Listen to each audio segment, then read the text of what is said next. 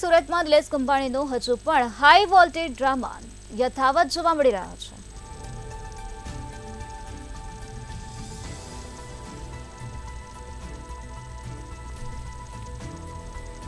Media સમક્ષ મોટા ખુલાસા કરવાનું કહીને ડ્રામા કર્યો. કુંભાણીએ મીડિયા સામે ખુલાસા કરવાનું કહ્યું હતું.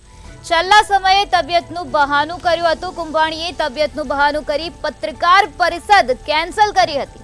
તો ગણતરીના કલાકોમાં પ્રેસ કોન્ફરન્સ કેન્સલ કરવામાં આવી હતી. નિલેશ કુંભાણીના ઘરે ફરી પોલીસ બંદોબસ્ત ગોઠવી દેવામાં આવ્યો છે. અગાઉ કોંગ્રેસ દ્વારા કુંભાણીના ઘરે હોબાળો કરવામાં આવ્યો હતો.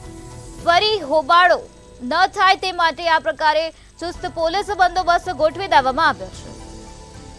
નિલેશ કુંભાણીનો હજી પણ હાઈ વોલ્ટેજ ડ્રામા જોવા મળી રહ્યો છે. કુંભાણીએ મીડિયા સામે ખુલાસા કરવાનું કહ્યું હતું. મીડિયા સમક્ષ મોટા ખુલાસા કરવાનું કહીને નિલેશ કુંભાણીએ ડ્રામા કર્યો છે.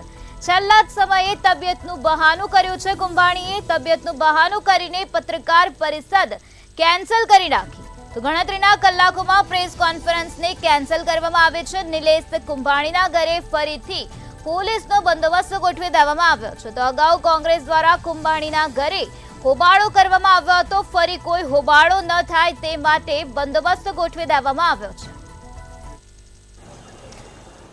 સુરતના રાજકારણમાં હાઈ વોલ્ટેજ ગરમાવો આવ્યો હતો ને ક્યાંક જે ડ્રામાબાજી ચાલી હતી ને ત્યારબાદ આખો મામલો સામે આવ્યો હતો. તેમાં નિલેશ કુંભાણી જે છે તે કોંગ્રેસના ઉમેદવાર હતા. તેમનું ફોર્મ રદ થયું હતું.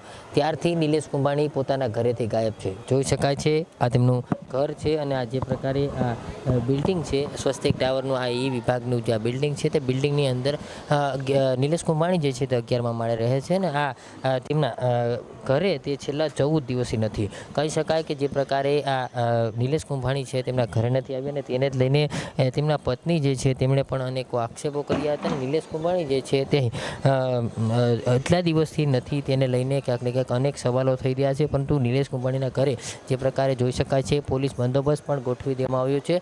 અને મહત્વનું કહી શકાય કે જે પ્રકારે નિલેશ કુંભાણી છે તે અત્યારે કોઈના સંપર્કમાં છે કે કેમ તે પણ એક મોટો પ્રશ્ન છે. કારણ કે નિલેશ કુંભાણી છે તે ગતરોજ જે પ્રકારે આજે વહેલી સવારે 8 વાગે કોન્ફરન્સ કરવાના છે ને તેઓ એક મેસેજ છે તેમણે આપ્યો હતો ને ત્યારબાદ નિલેશ કુંભાણી જે છે તેમણે આ પ્રેસ કોન્ફરન્સ જે છે તે રદ કરી હતી ને તેનું કારણ આપ્યું હતું કે તેમની જે નાદુરસ્ત તબિયત છે તેમના કારણે તેમણે આ કોન્ફરન્સ રદ કરી હતી. પરંતુ ક્યાંક ને ક્યાંક સૂત્રોનું માનીએ તો નિલેશ કુંભાણી જે છે તેમને એવું મનમાં સતાવી રહ્યું હતું કે કોંગ્રેસનો કોઈ પણ કાર્યકર્તા ત્યાં આવી પહોંચશે અને તેમનો વિરોધ થશે તે માટે થઈને કોન્ફરન્સ રદ કરી છે તેવું ક્યાંક ને ક્યાંક સૂત્રો દ્વારા જાણવા મળી રહ્યું છે. જે પ્રકારે પોલીસ બંદોબસ્ત ગોઠવવામાં આવ્યો છે નિલેશ કુંભાણીનું ઘર છે તે હજુ પણ બંધ છે.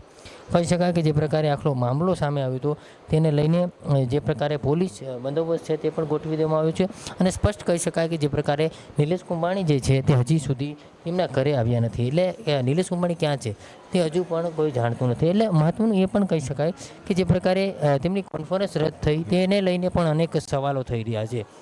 નિલેશ કુંભાણી જે પ્રકારે પોતાના ઘરેથી છેલ્લા 14 દિવસથી ગાયબ છે તેવું પરિવારજનો કહી રહ્યા છે. સત્ય હકીકત શું છે તે હજી સુધી જાણવા નથી મળ્યું. પરંતુ જે પ્રકારે નિલેશ કુંભાણીની જે પ્રેસ કોન્ફરન્સ હતી તે રદ કરવામાં આવી છે તેને લઈને પણ અનેક અટકળો થઈ રહી છે. નિલેશ કુંભાણી છે તેમણે કોન્ફરન્સ શા માટે રદ કરી તે પણ એક મોટો સવાલ છે. તેમણે કારણ દર્શાવ્યું છે પોતાની નાદુરસ્ત તબિયત. પરંતુ સૂત્રોની માનીએ તો જે પ્રકારે તેમનો વિરોધ થશે ને તેવું ભય નિલેશ કુંભાણીને સતાવી રહ્યો છે અને તેના કારણે તેને કોન્ફરન્સ રદ કરી છે. નિલેશ કુંભાણી ક્યારે લોકો સામે આવે છે ક્યારે મીડિયા સામે આવે છે પોતાની વાત રજૂ કરે છે તે પણ એક મોટો સવાલ છે. પરંતુ હવે જોવાનું એ રહે છે કે નિલેશ કુંભાણી છે તો છે ક્યાં અને હાજર થાય તો ક્યારે આવશે. પરિવાર જે છે તે પણ હજી સુધી કંઈ કહી નથી રહ્યો નિલેશ કુંભાણી ક્યાં છે. પરંતુ એક મહત્વની વાત છે કે જે તેમની પ્રેસ કોન્ફરન્સ હતી અને તે પણ રદ કરવામાં આવી છે. એટલે સ્પષ્ટ કહી શકાય કે કંઈક ને કંઈક મોટો સવાલ છે. કેમેરામેન કેસી વઘાસિયા સાથે દિવેશ પરમાર, મંતવ્ય ન્યૂઝ, સુરત.